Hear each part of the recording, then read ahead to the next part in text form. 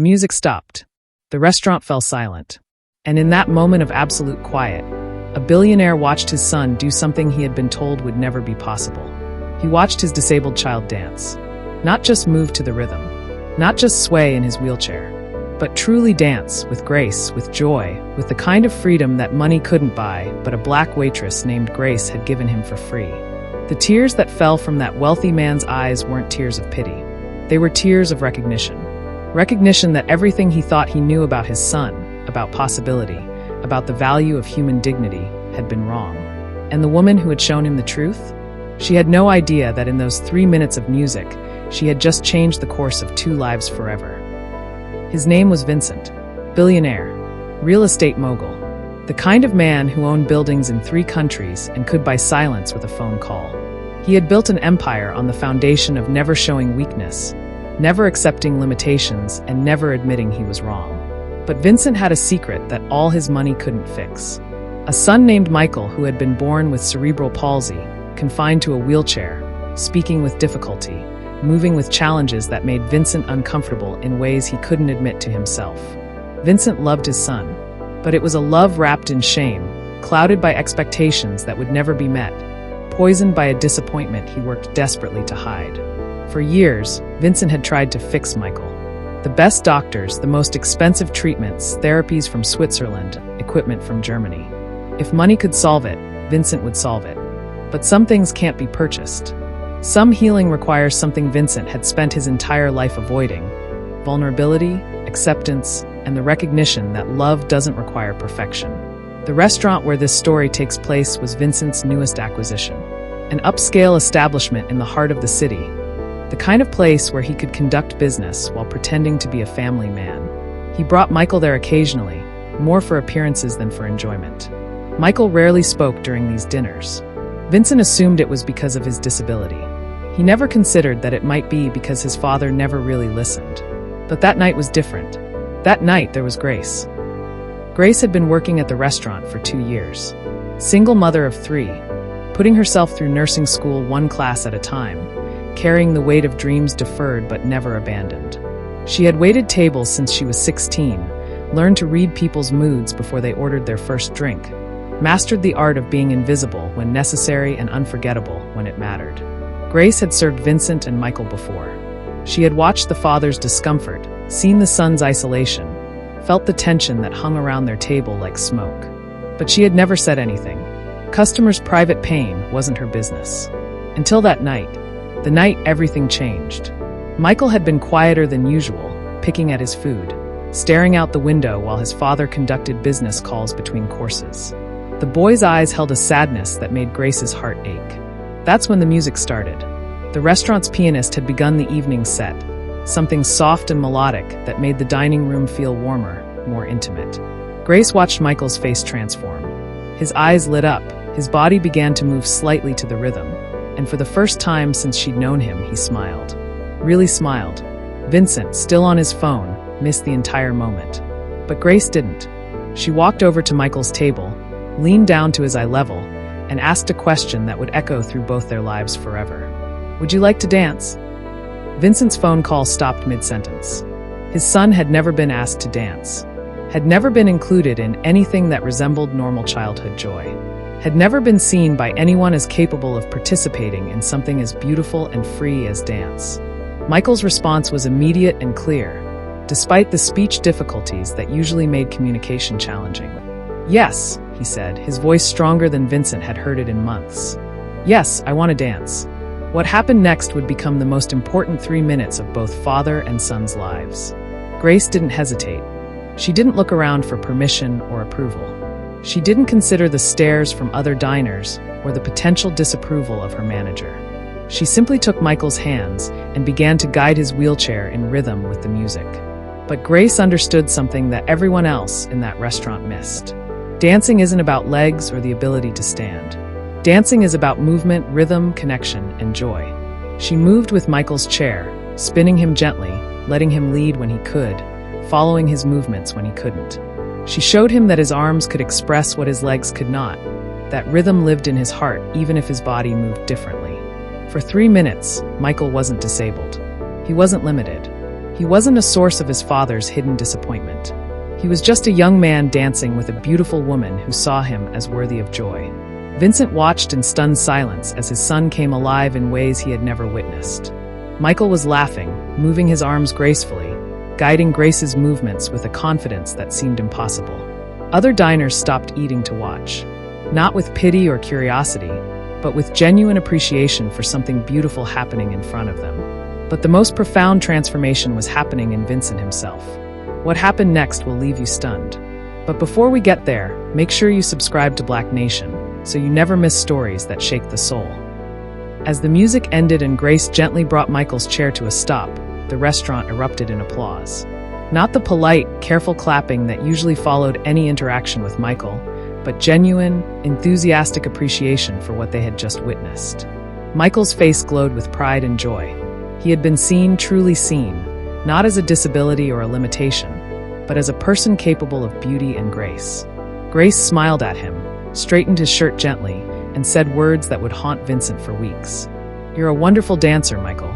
Thank you for sharing that with me." She walked away to serve other tables, probably thinking nothing more about the interaction than that she had brightened a young man's evening.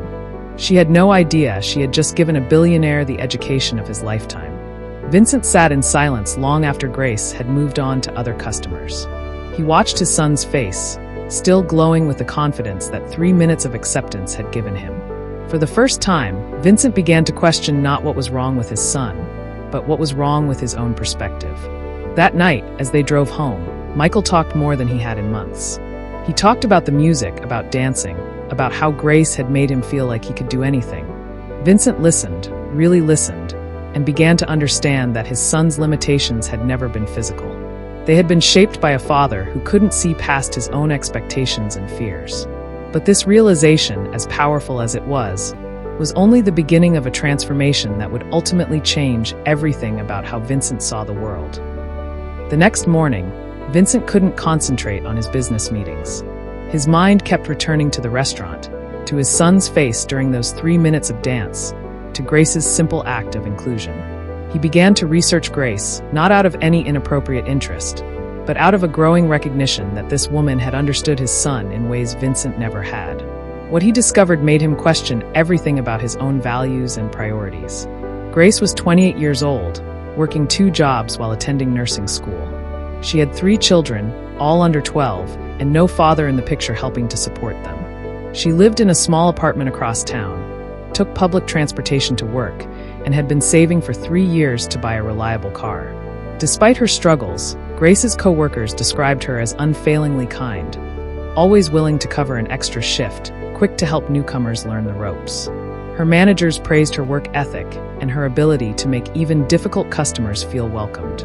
Most importantly, Vincent learned that Grace's interaction with Michael wasn't unusual for her. She regularly went out of her way to make customers feel special, particularly children, elderly diners, and anyone who seemed lonely or overlooked.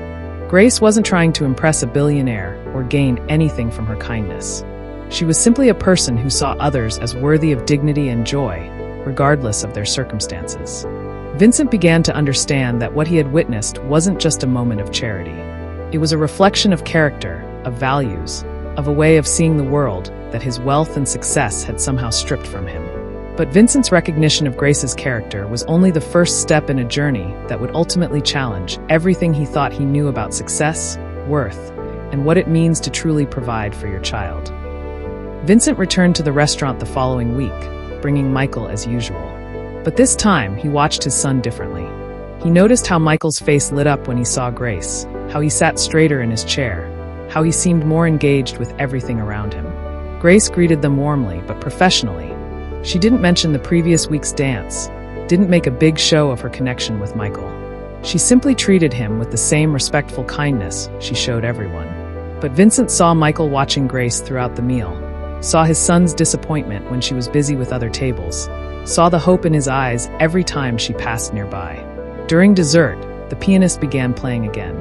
Michael looked at Grace hopefully, then at his father with an expression that broke Vincent's heart. It was a look that asked permission, that expected rejection, that had been trained by years of being told what he couldn't do rather than what he could. Vincent realized that his son had never asked for anything spontaneous in his presence because he had learned that his father's comfort was more important than his own joy. That night, Vincent made a decision that would surprise everyone, including himself. He stood up, walked over to Grace, and quietly asked if she would dance with Michael again. Grace's surprise was evident, but her answer was immediate. Of course. But this time, as Grace and Michael danced, Vincent did something he had never done before. He pulled out his phone and recorded the entire dance, not for social media or to show others, but so he could watch his son's joy over and over, so he could remember what happiness looked like on Michael's face. As the music ended and the applause began again, Vincent felt something shift inside him. A recognition that his son's greatest limitation hadn't been cerebral palsy. It had been a father who was more concerned with appearance than acceptance, more focused on fixing than on celebrating. But Vincent's epiphany was about to lead to actions that would surprise everyone who knew him. Here's where I want you to think about this story. If you were Vincent, watching your child come alive through someone else's kindness, what would you do next? How would you handle the realization that a waitress understood your son better than you did? Share your thoughts in the comments. I want to know how you would respond to this moment of truth. The following Monday, Vincent did something unprecedented in his business career. He canceled all his morning meetings and drove to the neighborhood where Grace lived. He wasn't sure what he intended to do. He only knew that Grace had given his son something invaluable, and he needed to understand how to do the same. Vincent had never been to that part of the city. The contrast between his world and Grace's was stark and undeniable. Small apartments, crowded streets, children playing in pocket parks instead of manicured backyards. But what struck Vincent most wasn't the economic differences. It was the sense of community he observed. People who knew each other's names, who looked out for each other's children, who created connection in spite of limited resources. He realized that in his wealthy neighborhood, with its gates and privacy, he barely knew his neighbors' names. His son had grown up surrounded by luxury, but isolated from the kind of community connection that Grace had shown him in 3 minutes of dance. Vincent sat in his expensive car, watching Grace board a crowded bus to get to her morning classes, and felt ashamed of his own assumptions about what constituted a successful life. That afternoon, Vincent made a phone call that would change multiple lives forever. But first, he did something he had never done before. He asked Michael what he wanted. Not what therapy he needed, not what equipment might help him, not what Vincent thought would be best for him. He asked his son what would make him happy. Michael's answer was simple and devastating in its clarity. "I want to dance again, Dad. And I want you to watch me like you did at the restaurant. Like you were proud of me." Vincent realized that his son had been asking for acceptance his entire life, and Vincent had been too busy trying to fix him to notice. Vincent's phone call was to the owner of the restaurant. But instead of complaining about service or demanding special treatment, Vincent made an offer that stunned everyone involved. He wanted to host a monthly dinner at the restaurant, specifically for families with disabled children. He wanted to create an environment where children like Michael could experience joy, acceptance, and community. And he wanted Grace to coordinate the entire program. The restaurant owner was confused. Vincent was offering to pay for monthly dinners for dozens of families, to hire Grace as a special events coordinator, to create something that had no obvious business benefit for anyone. Vincent's explanation was simple. "My son smiled more in 3 minutes with Grace than he had in 3 months with me. I want to learn what she knows." But Vincent's offer came with conditions that revealed how deeply Grace's example had affected him. He didn't want recognition for his generosity. He didn't want press coverage or tax benefits or social media attention. He wanted to observe, to learn, to understand how to see his son the way Grace had seen him. Most importantly, he wanted Michael to help plan the program. For the first time in his life, Vincent was making his son a partner rather than a patient. Grace's response to Vincent's offer revealed character that would cement his respect for her forever. She didn't immediately accept. She had questions. Would this program truly serve the children, or would it make them feel like objects of charity? Would the families be treated with dignity, or would this become another example of wealthy people doing good to feel better about themselves? Grace wanted assurance that the children would be celebrated, not pitted. That the program would focus on joy and inclusion, not inspiration porn for able-bodied observers. Her questions forced Vincent to examine his own motivations and confront uncomfortable truths about his past approach to his son's disability. And if stories like this move you the way they move me, Then don't just watch, subscribe to Black Nation, because we've got more untold stories waiting for you. The first monthly dinner took place 6 weeks later. Vincent had insisted on keeping it small, just 5 families, including his and Michael's. Grace had coordinated everything, from accessible seating arrangements to sensory-friendly lighting and music. But most importantly, she had established the evening's tone with a simple rule: celebrate ability, not disability. Each child was introduced not by their medical diagnosis, but by their interests, their talents, their dreams. Michael was introduced as a young man who loves music and is an amazing dancer. Vincent watched as his son beamed with pride at that introduction, realized that he had never introduced Michael that way to anyone. The evening included dinner, music, and dancing. But Grace had planned something else that would prove transformative for every parent in attendance. She paired each child with an adult volunteer, not their parent, but someone else who would focus entirely on that child's strengths and interests for the evening. Vincent found himself paired with a young girl named Angela who used a walker and loved telling stories. As Angela shared elaborate tales of adventure and friendship, Vincent realized he hadn't listened to a child's imagination in years. Michael was paired with a retired teacher named Mrs. Johnson, who saw immediately that Michael's difficulty with speech had nothing to do with his intelligence or creativity. For 2 hours, Vincent watched his son engage in conversations, share jokes, express opinions, and demonstrate a personality that had been hidden under years of low expectations and overprotection. But the most powerful moment came when the music started and Grace invited everyone to dance. Vincent watched as children with different abilities, different challenges, different ways of moving, created something beautiful together. He saw wheelchairs spinning gracefully, crutches keeping rhythm, hands expressing what legs could not. He saw his son as part of a community rather than as an isolated patient. And for the first time since Michael's birth, Vincent danced too. Not well, not gracefully, but with joy and connection and the recognition that perfection had never been the point. The evening ended with children making plans to see each other again, parents exchanging contact information, and a sense of community that none of them had experienced before.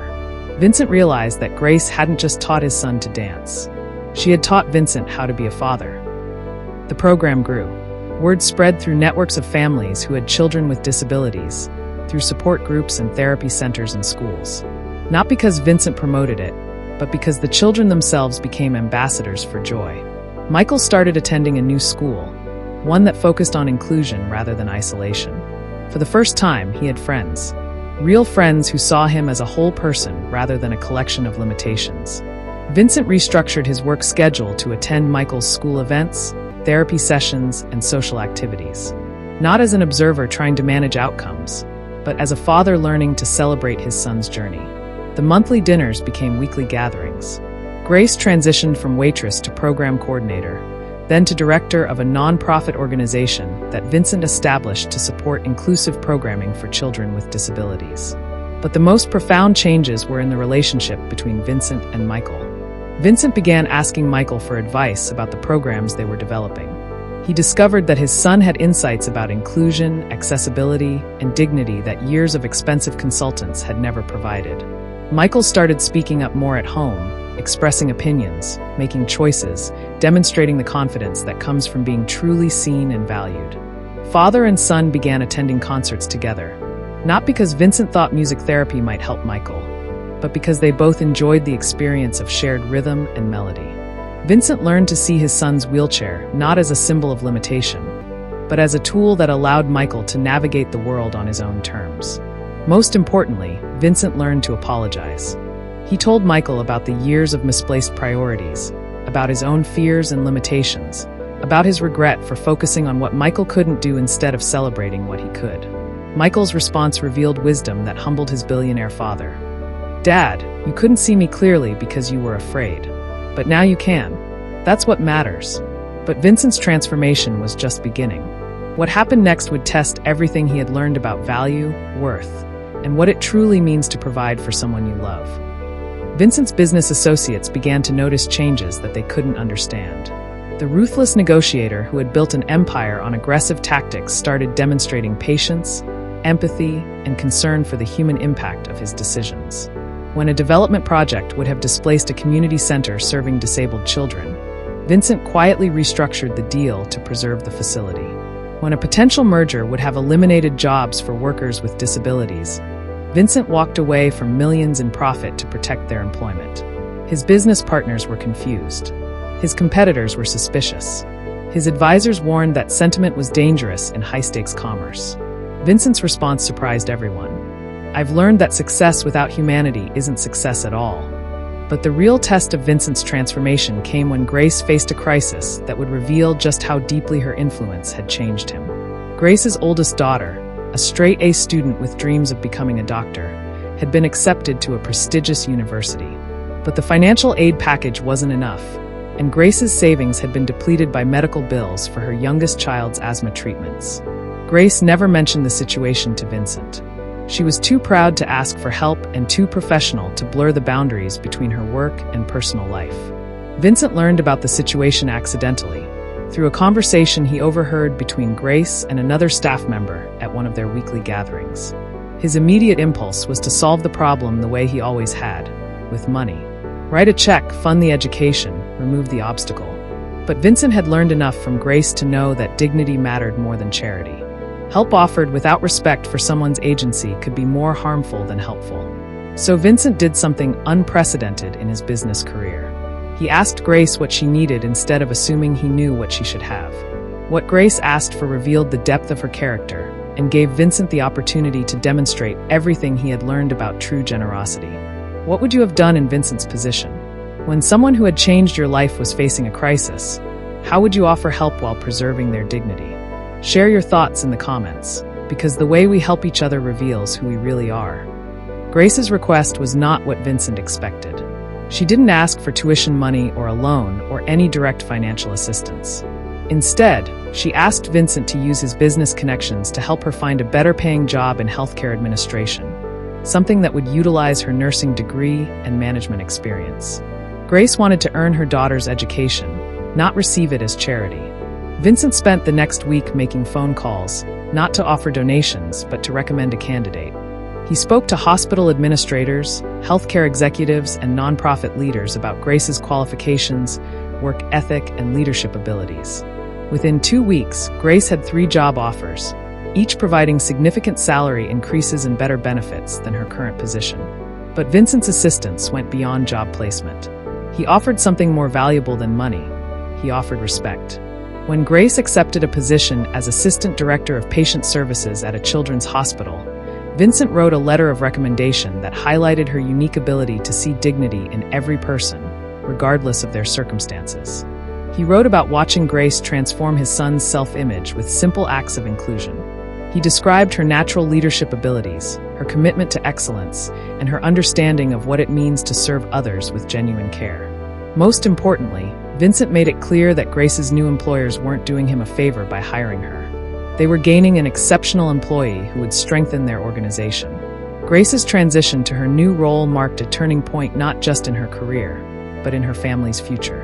Her daughter received the financial aid package she needed for college. Her other children gained access to better health care through Grace's new benefits. The family moved to a larger apartment in a safer neighborhood. But Grace never forgot the program that had connected her with Vincent and Michael. She continued to volunteer for their weekly gatherings, bringing the same spirit of inclusion and celebration that had started it all. Vincent watched Grace's success with the pride of someone who had learned to celebrate others' achievements without claiming credit for them. But the most profound impact of Grace's career advancement was on Michael himself. Michael had watched the entire journey, his father's transformation, Grace's success, the growth of their inclusive community. And somewhere in that process, he had developed his own sense of purpose and possibility. Michael asked his father if he could start speaking at conferences about inclusion and disability rights, not as an inspiration story, but as an advocate for change. Vincent's immediate reaction was protective concern.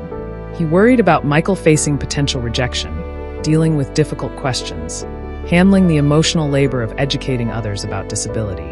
But Grace, now working professionally with families of disabled children, offered Vincent perspective that changed his response. Michael has wisdom that only comes from living with disability in a world that doesn't always accommodate difference, she told Vincent. If he wants to share that wisdom, who are we to limit him? Michael's first speaking engagement was at a conference for educators. Vincent sat in the back row, watching his son address a room full of adults with confidence and clarity that took his breath away. Michael spoke about the difference between being helped and being included. He talked about the importance of presuming competence rather than assuming limitation.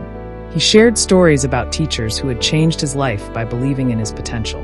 Most powerfully, Michael spoke about his father's journey from seeing him as a problem to be solved to recognizing him as a person to be celebrated. The standing ovation that followed wasn't polite appreciation for a brave disabled person sharing his story. It was genuine recognition of insights that could transform how educators approached inclusion. Vincent realized that his son had found his voice not despite his disability, but through the confidence that comes from being truly seen and valued. The requests for Michael to speak at other events began immediately.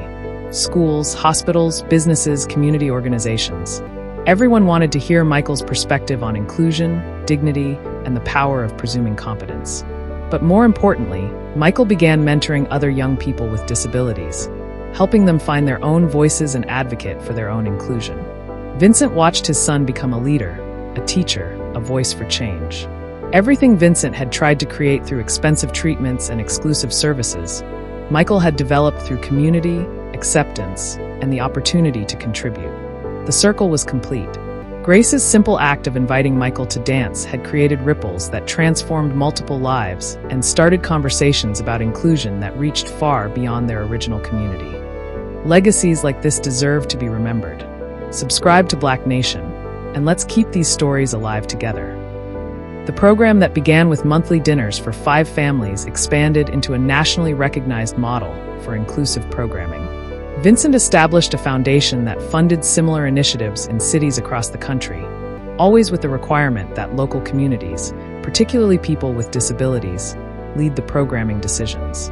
Grace became the foundation's national director, traveling to help communities develop their own inclusive programs. Her 3 children grew up understanding that strength comes not from avoiding challenge, but from supporting others through their challenges. Michael earned his college degree and became a professional advocate for disability rights. He married a woman he met at one of their community gatherings, someone who loved him for his strength, his humor, and his wisdom, not despite his disability. Vincent restructured his entire business approach, focusing on developments that enhanced community connection rather than isolated wealth. His companies became known for innovative accessibility features and for employment practices that valued diverse abilities. But the most lasting impact of that first dance between Grace and Michael was on the hundreds of children who participated in their programs over the years. Children who learned that their worth wasn't determined by their limitations. Children who discovered that community could be created anywhere people chose to see dignity in each other. Children who grew up understanding that inclusion isn't charity, it's justice. Vincent often reflected on the night that changed everything. How a moment of simple human kindness had revealed the poverty of his own perspective. How a Black waitress working 2 jobs had taught a billionaire what wealth actually meant. Grace had shown Vincent that his son didn't need to be fixed. Vincent needed to be transformed. The dance between Grace and Michael lasted 3 minutes. The transformation it initiated lasted lifetimes.